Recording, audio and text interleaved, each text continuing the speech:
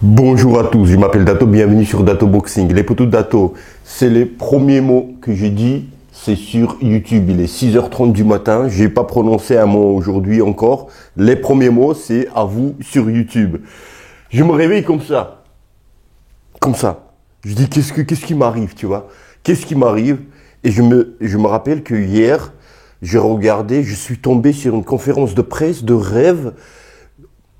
Beterbiev Bivol, conférence de presse en Arabie Saoudite. Et en me réveillant ce matin, je dis, attends, est-ce que c'était un rêve ou j'ai vraiment regardé ça? Parce qu'en regardant sur YouTube, je pensais que c'était un rêve. Les potos de Dato, c'est fait le 1er juin.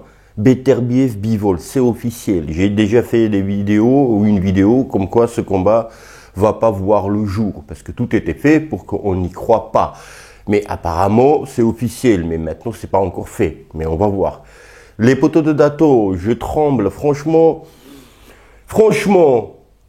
ce combat-là, les potos de Dato, déjà premier, avant que je parle un petit peu de cette affiche, mois de mai déjà, les potos de Dato, mois de mai, la balle ouvre Canelo. Après, il y aura Lomachenko. Lomachenko, on avait oublié, non, il est là. Il va en Australie, il va boxer le Jorge Combosos, le petit Georges.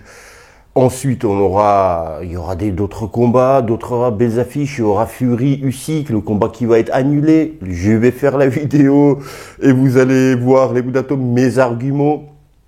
Et puis, 1er juin, bim, dans notre gueule, Beterbiev Bivol. Les Boudatos, ce combat-là, dans ce combat, quand les gens ils disent, eh ben, c'est Beterbiev qui va gagner, c'est tout. C'est Bivol qui va gagner, c'est tout. C'est-à-dire que soit tu es fan absolu, soit tu t'es pas penché dans l'analyse, tu vois, pour toi-même,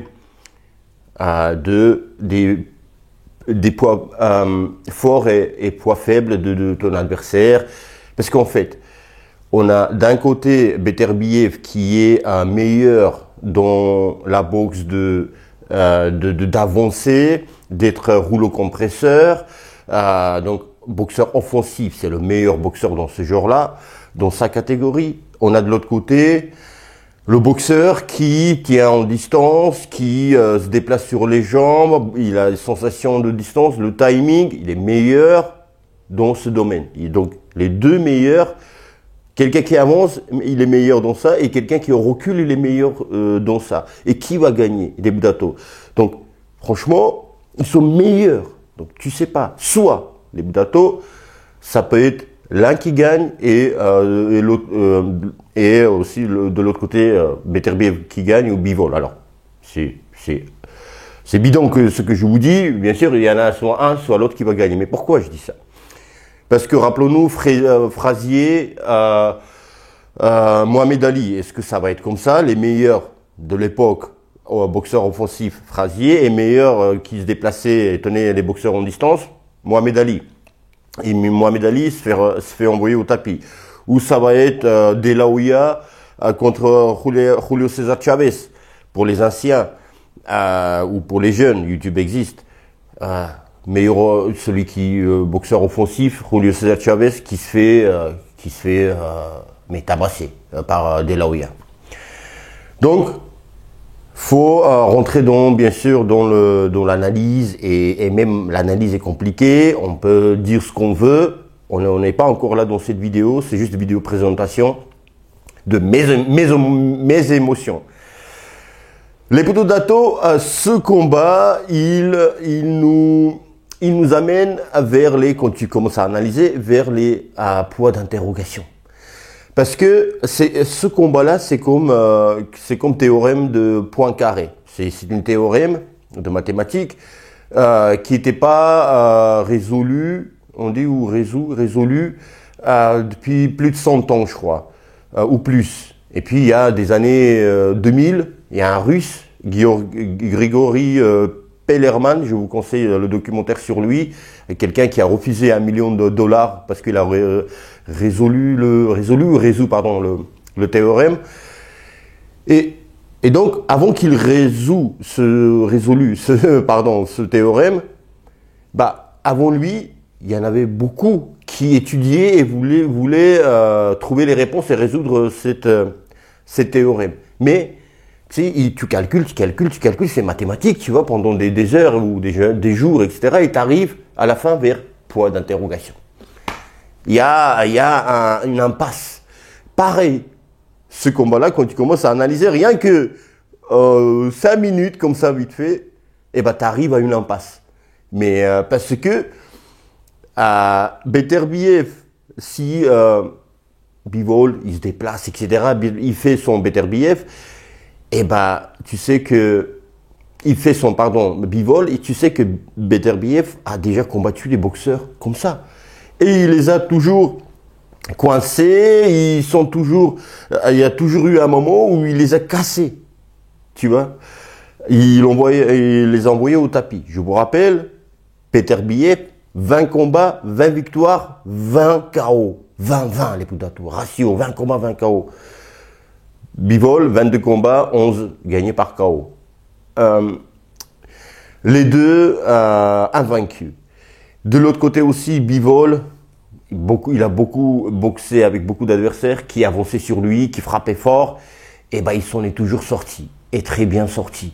Jamais fatigué, jamais dans le rouge. On n'abuse jamais dans le rouge Bivol. Les Poudatou, je vais vous dire un truc. C'est les deux boxeurs. Aujourd'hui, on a l'habitude que les deux boxeurs, ils jouent trash talking. Genre, on se déteste, tout ça. Les Américains, ils font ça souvent, les Anglais. Les Poudatou. Là, ils se détestent. Ils se détestent pour de vrai. Surtout Bivol, Les deux, c'est BB, tu vois, c'est Beterbiev. Il dénigre. J'ai regardé beaucoup de vidéos, interviews, podcasts en russe de Beterbiev. Beterbiev, on lui pose la question, est-ce que vous avez déjà vu des combats, le combat Bivol, Canelo, vous en pensez quoi? Est-ce que vous l'avez vu? Non, j'ai pas vu. J'ai vu aucun de combat de Bivol. Pourquoi vous voulez que je regarde les combats alors que c'est même pas officiel? Quand ça va être officiel, je vais regarder. Donc, si j'ai courage, je vais peut-être faire la compilation du russe, je vais vous traduire, si j'ai courage, de cette mépris, parce que pourquoi ce mépris de Beterbiev envers Bivol? Parce qu'en fait, ça commence ils étaient en équipe russe nationale de boxe, équipe russe, tu vois.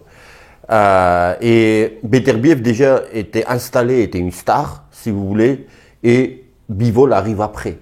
Et j'ai vu aussi des interviews, des coachs qui étaient là-bas, ils disaient, est-ce qu'ils mettaient les gants avec? Est-ce qu'ils discutaient tous les deux? Ils disaient non. C'était un petit qui arrivait, il devait faire ses preuves, et Beterbiev voulait même pas lui parler.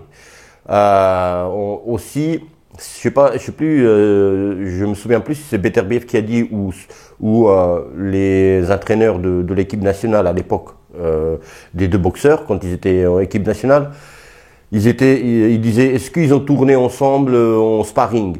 Et les coachs ils disaient franchement à Beterbiev à cette époque-là personne ne voulait mettre les gants avec lui parce qu'il cassait tout le monde et Bivol il jouait avec.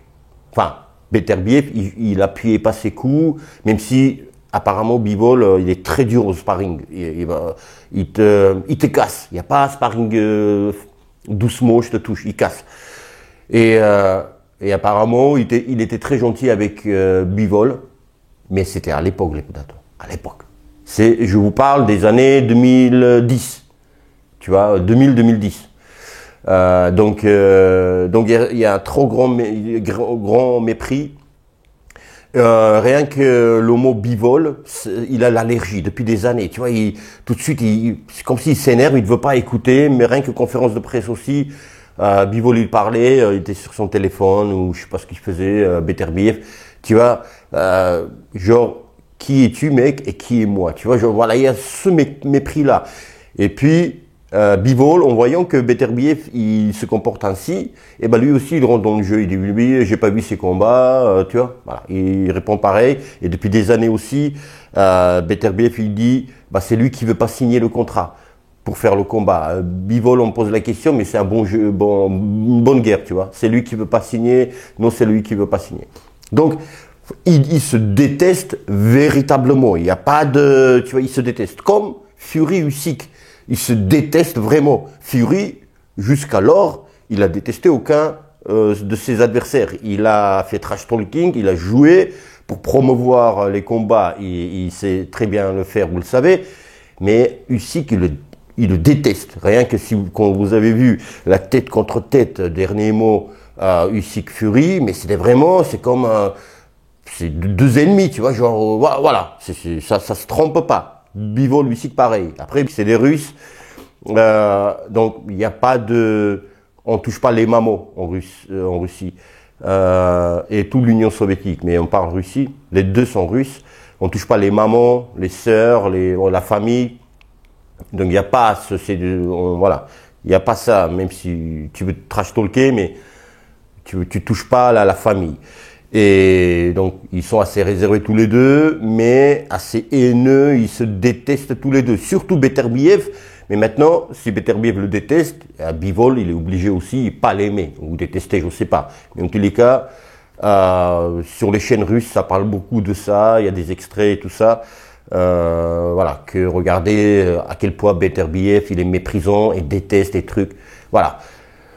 Donc, il y aura un vrai combat. Maintenant, et Beterbiev, les Budato, je rentre un peu dans l'analyse, mais Beterbiev, on a beaucoup, surtout les coachs canadiens, parce qu'il s'entraîne toute sa carrière professionnelle et il a signé en Canada. Et les coachs, j'ai écouté aussi, ils disaient, à chaque fois, on se bat, on apprend à Beterbiev, pas se bagarrer, pas toujours avoir le cerveau allumé, pas être allumé, mais cerveau, c'est-à-dire réfléchir, boxer, technique, et non pas parce que Beterbiev, il a cette tendance-là de se bagarrer, aller casser et de ce fait prendre des coups. Et donc là, vu qu'il est énervé, il le déteste Bivol, j'espère pour lui, ça va pas lui desservir pour ce combat-là. Les Budato, cette analyse-là, c'est pas parce que je suis pour l'un ou pour l'autre. On va en parler après dans les analyses. C'est pas parce que je dis Bivol, Beterbiev le déteste que je suis pour Bivol ou contre des Beterbiev ou vice versa. Rien du tout. Juste, je vous dis comme je ressens. Et donc, voilà, il y a ça, il y a ce petit truc là. Vidéo, les Budato, il faut que j'aille bosser. Vous voyez, la journée va être longue. J'espère que vous allez très très bien. N'oubliez pas de vous abonner et partager cette vidéo, les Budato, parce que je vous demande rarement, parce que j'y pense pas, parce que je m'en fous un peu, parce que important c'est de faire une vidéo.